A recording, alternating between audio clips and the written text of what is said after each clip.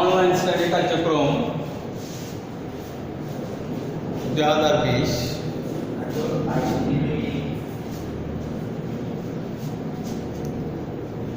স্বাগতম। আমি মোহাম্মদ শাহজাহান তারেক মনসুরি, হাজিগড় সবকাটা এজি নিজাম উচ্চ বিদ্যালয়, আনোয়ারা, চট্টগ্রাম।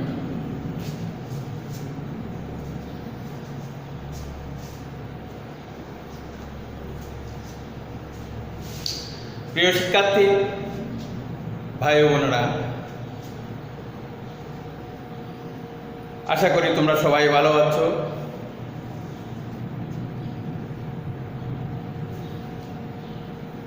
আজকে আমাদের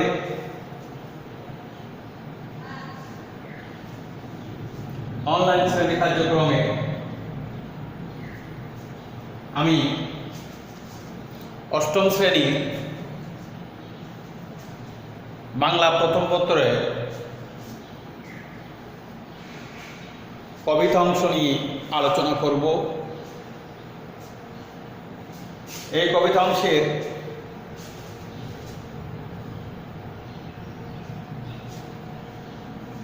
কবি কামিনী রায়ের পাঁচলক্ষের কবিতা, এটি হলো আজকের আমাদের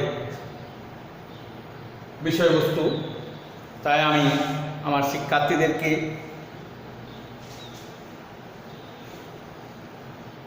বই, খাতা, কলম এবং মোবাইল নিয়ে শ্রেণী কার্যক্রম উপভোগ করার জন্য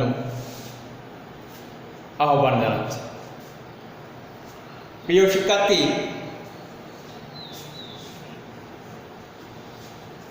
কবি কামিনী রায়ের পাঁচলক্ষে কিছু বলে কবিতায়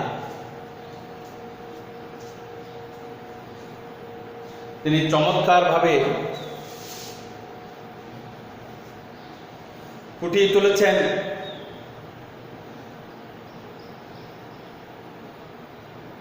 আমাদের মাঝে যে ভয়, ভীতি কাজ করে, সেই ভয় ভীতি কেটে ওঠার জন্য, এই ভয়ভীতির কারণে আমরা যে পিছিয়ে রয়েছে, সামনের দিকে এগিয়ে যেতে পারতেছি না, প্রতিবন্ধকতা সৃষ্টি হচ্ছে, সেই প্রতিবন্ধকতা কেটে ওঠার জন্য তিনি আহ্বান করেছেন। যেহেতু আমরা যদি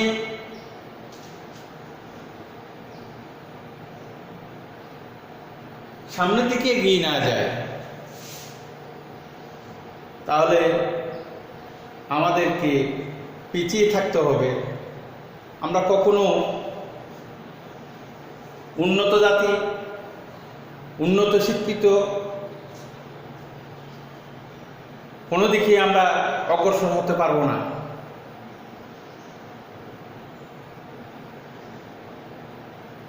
কোনো ব্যাঙের মতো ঘরের কোণে আমাদেরকে আবদ্ধ থাকতে হবে।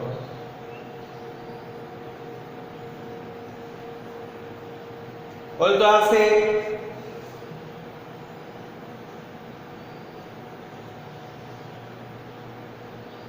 পাঁচলক্ষে কিছু বলে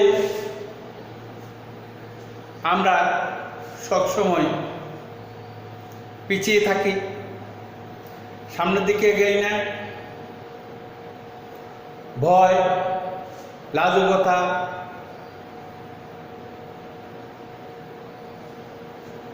আমাদেরকে পিছিয়ে ঠেলে রাখে। অথচ কবি এক জায়গায় বলেন, দুর্গম গিরি কান্তার মরু রুস্তুর পারাবার, রঙ্গিত হবে রাত্রি নিশীথে যাত্রীরা হুঁশিয়ার।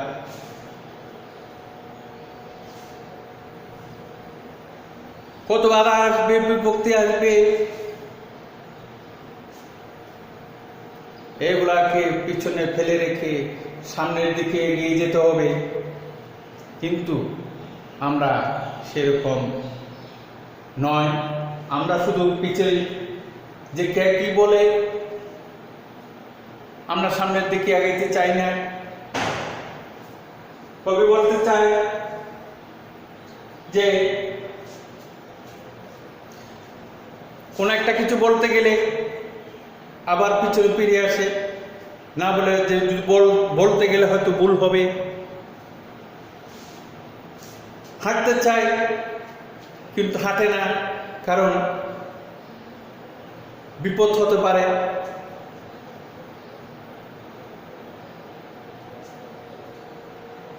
তাই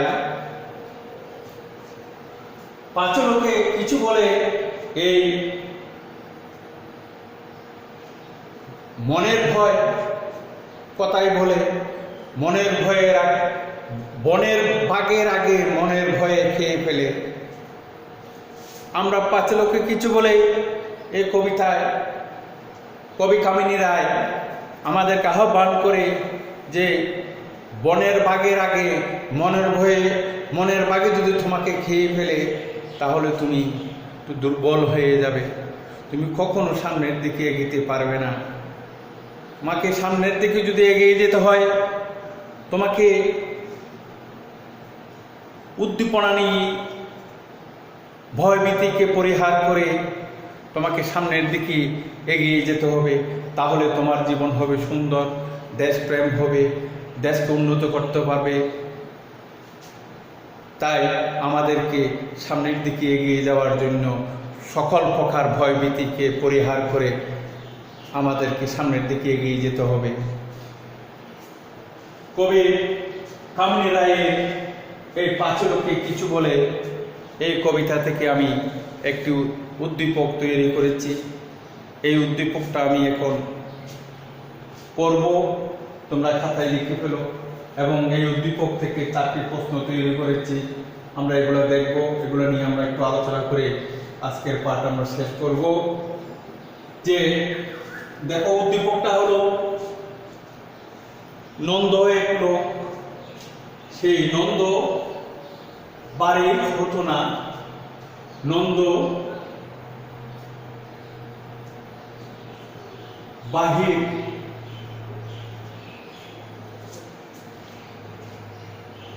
বাড়ির হতো না বাহির, নন্দ বাড়ির হতো না বাহির।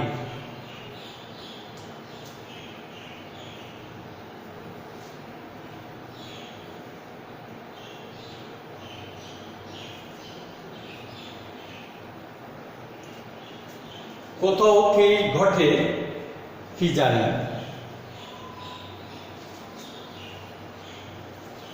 চলিত না গাড়ি কি জানি কখন উল্টায় গাড়ি খাড়ি,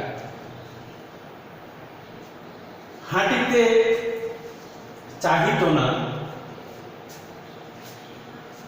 সর্প কুকুর কি জানি কখন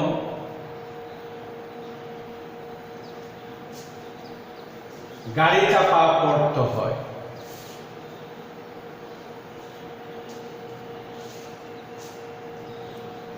নন্দ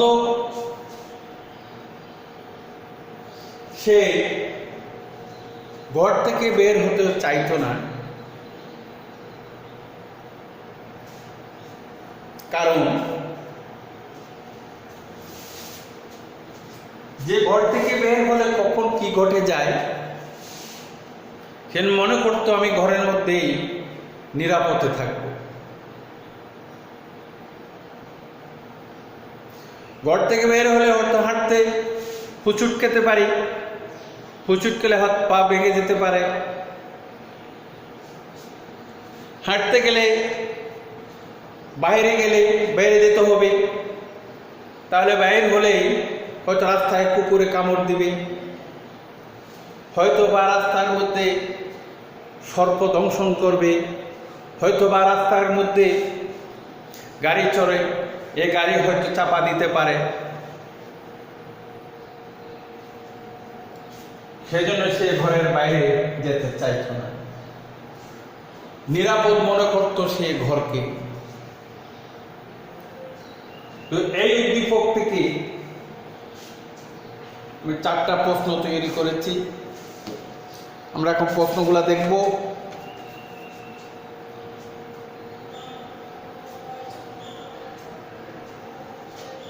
প্রথম জ্ঞান লোকের প্রশ্ন,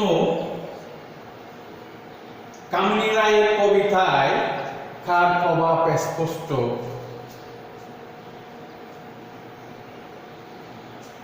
কবি কামিনী রায়ের কবিতায় কার প্রভাব স্পষ্ট? এখানে কামিনী রায়ের কবি, তার কবিতাগুলোতে আমরা কবিগুরু জগৎ বিখ্যাত কবি কাজী রবীন্দ্রনাথ ঠাকুর, বিশ্বনন্দিত কবি রবীন্দ্রনাথ ঠাকুরের কবিতার প্রভাব আমরা স্পষ্ট লক্ষ্য করতে পারি কামিনী রায়ের কবিতা। তিনি অনেকটা তার কবিতার মধ্যে তিনি ফলো করেছেন কবিগুরু রবীন্দ্রনাথ ঠাকুরকে। তাই কামিনী রায়ের কবিতায় আমরা রবীন্দ্রনাথ ঠাকুরের প্রভাব স্পষ্ট বুঝতে পারি। দ্বিতীয় প্রশ্ন, শক্তি মরে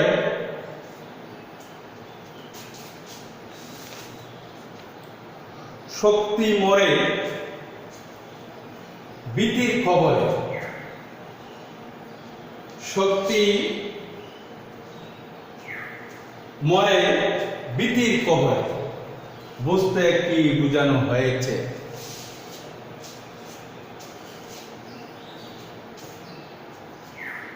এখানে ভয় ভীতি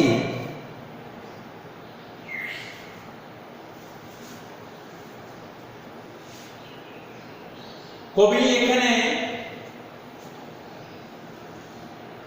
কিভাবে একজন মানুষের শক্তি মরে যায়, দুর্বল হয়ে যায়, এই প্রশ্নটা করা হয়েছে। এখানে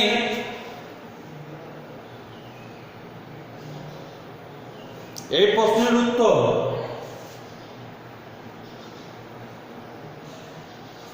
ভয় বা ভীতির কারণে মানুষের শক্তি মরে যায়।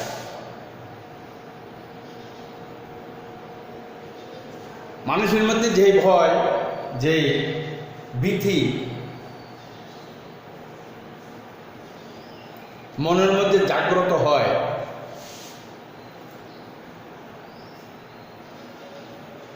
এই ভয় বা ভীতি তার শক্তিকে মেরে ফেলে, দুর্বল করে ফেলে।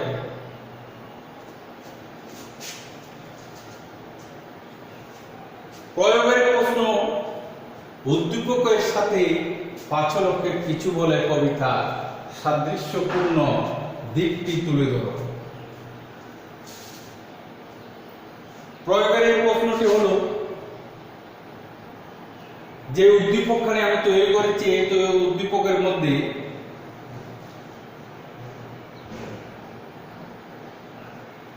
পাঁচলকে কিছু বলে কবিতার সাদৃশ্যপূর্ণ দিক,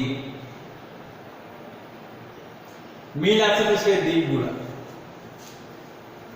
তুলে ধরো। এখানে এই উদ্দীপকের মধ্যে যে দিকটা তুলে ধরা হয়েছে,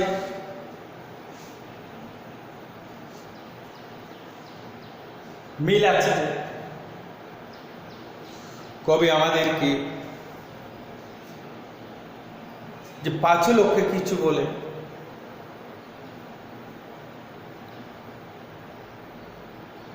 এই অনাকাঙ্ক্ষিত ভয়, বলতে ভয় পাচ্ছি, হাঁটতে ভয় পাচ্ছি, চড়তে ভয় পাচ্ছি, যে একটা পিছু টান,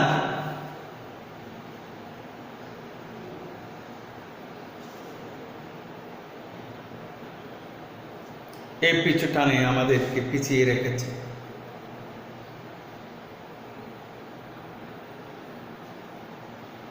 আমরা সামনের দিকে এগোতে পারতেছি না।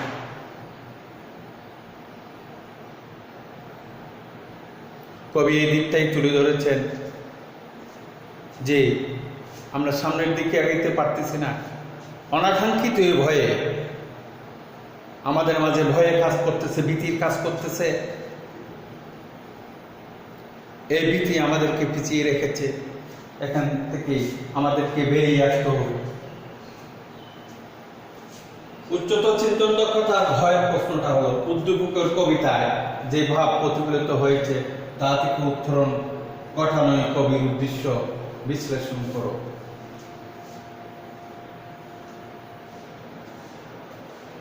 যে কবির এই উদ্দীপকের যে ভাবটা আমরা এখানে দেখতে পাই, এখান থেকে আমাদেরকে উত্তরণ গঠন কবির উদ্দেশ্য। এই উদ্দেশ্যকে আমরা বাস্তবায়ন করব এভাবে যে আমরা দুর্গম গতিতে আমরা এগিয়ে যাব। আমাদের পিছুটান, ভয়ভীতি ইত্যাদিকে আমরা পরিহার করব। দুর্বার গতিতে সামনের দিকে এগিয়ে যাব। তাহলে কবির উদ্দেশ্য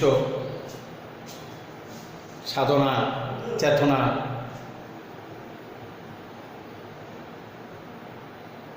যথার্থ হবে, নচেত কবির উদ্দেশ্য বাস্তবায়ন হবে না।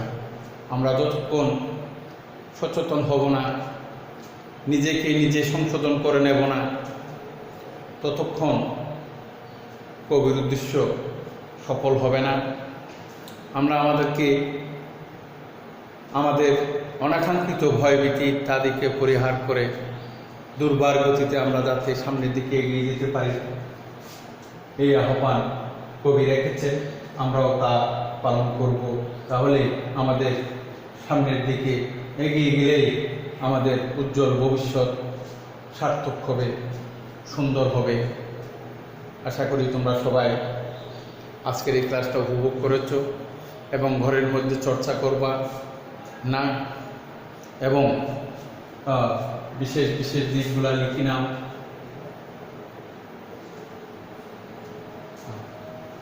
এবং সবাই সুস্থ থাকো। মহামারী করোনা ভাইরাসের এই মহামারী থেকে আমরা যাতে ভালো থাকতে পারি, সচেতন থাকতে হবে, আমাদেরকে সুন্দর জীবন যাপন করতে হবে। সবাই ভালো থাকো, সুস্থ থাকো। আল্লাহ হাফেজ। আসসালামু আলাইকুম ওয়া রাহমাতুল্লাহি ওয়া বারাকাতুহু।